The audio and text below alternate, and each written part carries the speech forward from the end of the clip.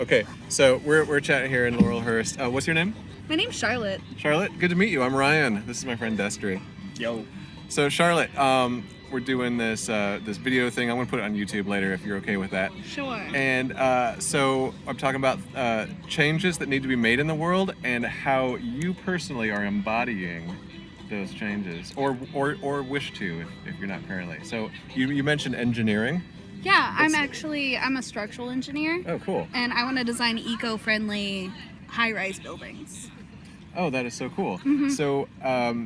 So what is the current problem in the world that eco-friendly high-rise buildings are hopefully going to fix?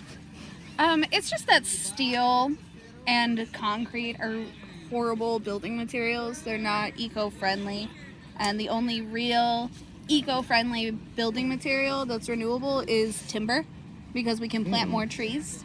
Everything else we're mining aggregate, which we can't replace. And it's just, I don't know, we were even talking about it yesterday, right? How horrible concrete is. Concrete's just the worst. It's horrible for the environment in every step that it's made, because you're mining aggregate and we're disturbing these lands, right? We don't really fix them. We don't rehabilitate them at all. And then when you make when you make cement, it takes so much water and it creates a lot of CO2 gas, and it's non-recyclable when you try to recycle concrete, because it's a chemical process that makes concrete. When you try to recycle it, it loses half of its structural integrity, and so it's no longer like a valuable building material. And so we use concrete, and it's not the best material, and then it just goes in landfills, basically. Right. Okay, got it. So you're talking about making high-rise buildings with wood? Cross-laminated timber is what I'm hot about right now. Cross-laminated timber. Okay, I think I've heard of this. Correct me if I'm wrong. It's a way to like glue together layers of wood, and it actually ends up being stronger than steel. Yes, pound for pound. It is, and it burns slower than steel too. Whoa, which I didn't is even know what steel surprises. burned. Yeah, steel burns, and it Whoa. burns even 9/11? slower. No, that melted. Weekend. Never mind. Well, that steel burned, melted. Yeah, right? it melted, yeah. And so, yeah, that's what's cool about it, is because a lot of states don't allow timber to be used for frames and beams for sky rises because of the Great Chicago Fire. Right. That whole Chicago, all the first sky risers were made out of timber, and the whole city burnt down. And so it's been like a faux pas. Oh, it's to taboo. Use timber. Yeah, it's taboo. So were they using what did you say, cross-laminated timber? No, or they were just like straight up yeah, logs they were just and using boards? big boards, and it wasn't, because cross-laminated timber is like a glue that like glues together a bunch of plywood is what defines it. Yeah.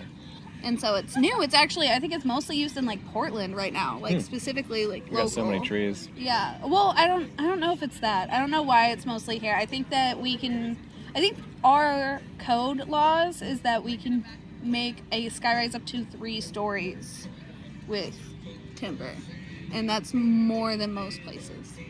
And so, and all the new trendy wood that you've been seeing places, like the little wood panelings that you've been seeing places, I think that's also cross-laminated timber. Okay. So what you're saying is, with cross-laminated timber, you can build a building that's up to 3 stories tall? Mm-hmm. Okay. Right now. So what's stopping this from being used to make a 100-story tall building? Is there a technological limitation? It's a brand new material. It's a brand new People material. gotta figure out all the we different just have stresses to research it. Right. Right. Okay. I actually work in Portland State University's iStar lab, where my boss, Dr. Dusika, he is actually doing a lot of experiments with cross-laminated timber.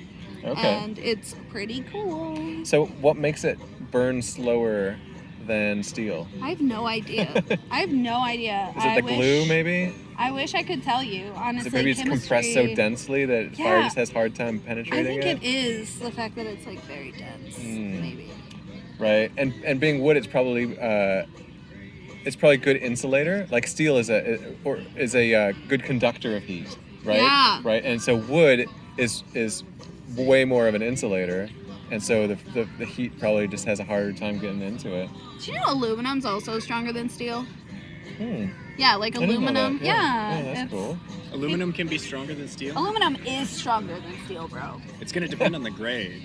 It depends So you're on probably how talking about thick it aircraft is. grade I'm not aluminum. talking. I'm talking and about you're talking solid. per pound, or are you talking about per volume? I'm talking about solid aluminum. Like if you were like people used to make aluminum sky rises before instead of like steel, you know. But it's more expensive, and so we don't do it. And so we use it for like tin foil because we can make sheets and sheets and sheets, little thin sheets, and it's hella cheap. But it's really expensive to do it like pound for pound. Yeah, and it's stronger than steel. I learned that in like a lab that I did for class. Yeah. It's interesting. So why do we even do steel? Cheap. Like why? It's cheap. Oh, it's cheap. Okay. I It's guess. abundant. Yeah, the irony Cheap of iron is abundant. that it's it likes strong. to. That's ironic. Yeah. It's Aluminum's strong. really I like cool it. because it protects itself from corrosion. It puts an aluminum oxide layer outside of itself instantly with exposure to air. Ooh. Aluminum oxide is stuff they use in grinding wheels. It's so hard, but iron has the. Aluminum has the good sense to protect itself. Iron is a little silly. It makes this oxide stuff in a way that flakes off and exposes fresh iron, and then that oxides, and then it exposes fresh iron, and it'll rot to nothing. So, it's just really unfortunate that iron was the thing that was so prevalent in the crust, that was so easy to mix carbon into and make hard. And Well, cast iron's really strong though, right? Because St. Louis there had a whole section of the city made out of these really like strong cast iron buildings, but they got demolished for the St. Louis Arch. Huh. And it actually which is displaced a lot of catenary people arch. of color. Most people think it's a parabola. It's the same width as it is tall. Is that true? Yeah, it is Oh, that's true. neat. It is true. And you know, my grandfather was on the like structural team, the like steel team for the arch, but you know, he was a horrible person, and I hope to one day like achieve more than him. Like I want to do something even bigger than that one day, just to spite him. Nice. And that is in the realm of architectural engineering. Yeah. Awesome. So where's this going in the future? Where do you see cross-laminated wood going? Like what spaceships? Can we make airplanes out of it? I don't care. I'm not an aerospace Okay, engineer. okay, I'm not a alright. rocket scientist. You know, rocket scientists are the worst. God, they're the worst. Yeah. JPL, suck it. I just don't. Here's what I don't understand about like space travel in general is that it's so expensive, and I'd rather we spend the money fixing the planet we already have. Like we're all into like escaping this planet. We're like, oh, let's just trash this planet that we have. The only one It's we so know that absurd. sustains life. Right. Do you know how wrecked out of an Earth it would take to be harder to terraform than Mars or the Moon? Right. It's so much easier to live on a completely nuked Earth than it is to live on Mars or something, like where the soil is poisonous and like You hardly get any sunlight. it's just so absurd. It's hilarious. They're like, oh, we failed. Let's just get divorced from this planet and try a second marriage. We know more about the Doesn't work that space way. than even the oceans. Wow. Yeah, because we can't get into deep ocean because it's too pressurized. Yeah. Like the pressure's too. We don't have ships. We don't have like submarines that can handle the pressure. So Charlotte, did you get into engineering first and then you wanted to apply it to architecture? Or did you get into architecture first and then you thought about the engineering? I wanted to be an architect because I was afraid of all of the math. But now I really love math. I like took 16 math classes to catch up with like the engineering boys, and I really love math now. Actually, it's really beautiful. It tells this very deep story that you have to like go through most of calculus to really understand. And so I didn't think I could be an engineer. I was like, that's for the smart people. But the more I realized the more I went to school, the more I realized if I want to design skyrise buildings that I would have to be an engineer. Like architects just design the exterior, and they don't know how like things hold up basically. Like I need the math to tell me why this building's gonna stand up, or I'm gonna be really suspicious about it. It like scares me.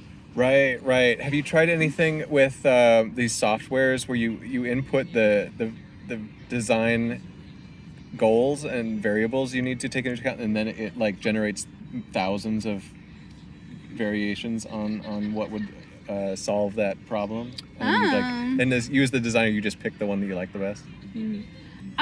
My friend Sheridan actually does that with like a rhino extension, which is pretty crazy. I'm kind of the opposite. I'll like design something and then I'll run it through like SAP 2000 and check to see what the shear and moment deflections are going to be. Yeah, those moment deflections, always a killer. I have no idea what I'm talking about.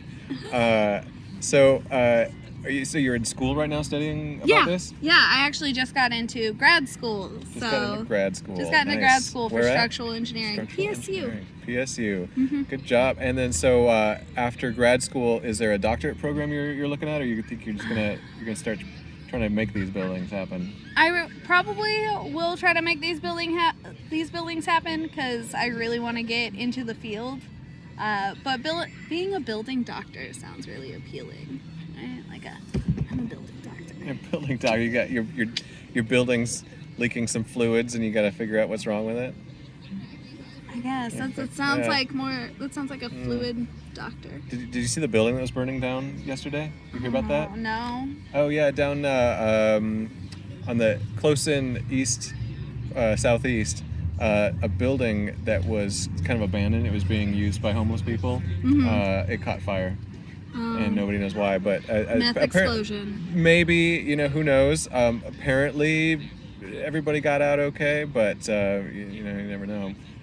But yeah, the whole thing burned down. Well, it's cheaper to demolish a building and rebuild than it is to like renovate a building. So that actually makes a lot of sense. Do you ever feel like you live in like a shitty version of Arkham, like city?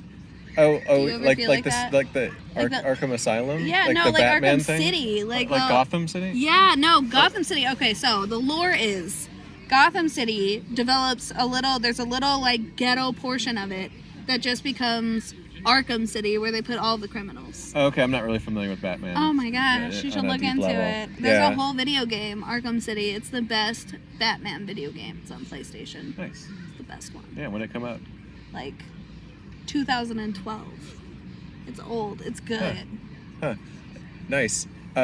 So do we live in a shitty version of Arkham? I mean, Arkham sounds pretty shitty as it is. Yeah, no, we live in a shittier version of Arkham, and here's why. But I mean, look around. This is beautiful. Look at this. We're in paradise right now. The white parts of town are beautiful.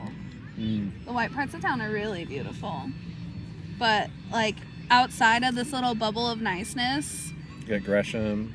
Gresham looks nice. Really? All right. Okay. Gresham is great. So I don't know why Gresham has such a bad rep. So... But like, okay, so I live in like the northwest pocket of Portland. I live in like people of color neighborhood, right? And it's overran by homeless camps. It's overran by homeless camps, which is fine, honestly, but more importantly, it's overran by trash. There's so much garbage everywhere. There was a windy day the other day, and there was just garbage like wafting in the street, in between the cars, like obstructing traffic. So much garbage. Oh, yeah. Yeah, like it's horrible. I feel like I'm living in piles and piles of garbage. So going back to the theme of this podcast, we've identified something that needs to be changed, right? Right, the garbage situation. Garbage. I actually have been cleaning the garbage. You've been cleaning the garbage. I've been cleaning the garbage. Look at this. You are the change you want to see in the world, cleaning up that garbage. It's true. So what do? You just like got some free time? You just go out with a bag and a stick and you just start putting the garbage in the bag? Yeah, I have like a bucket and one of those clamping sticks. The clamping sticks that your grandma had, they got better. They're good now for trash. Oh, nice. Yeah, those things were shit before. Yeah, no, they're really good now. And so I've just been using that. And the other day I went out for 4 hours and I cleaned up just the side of one road.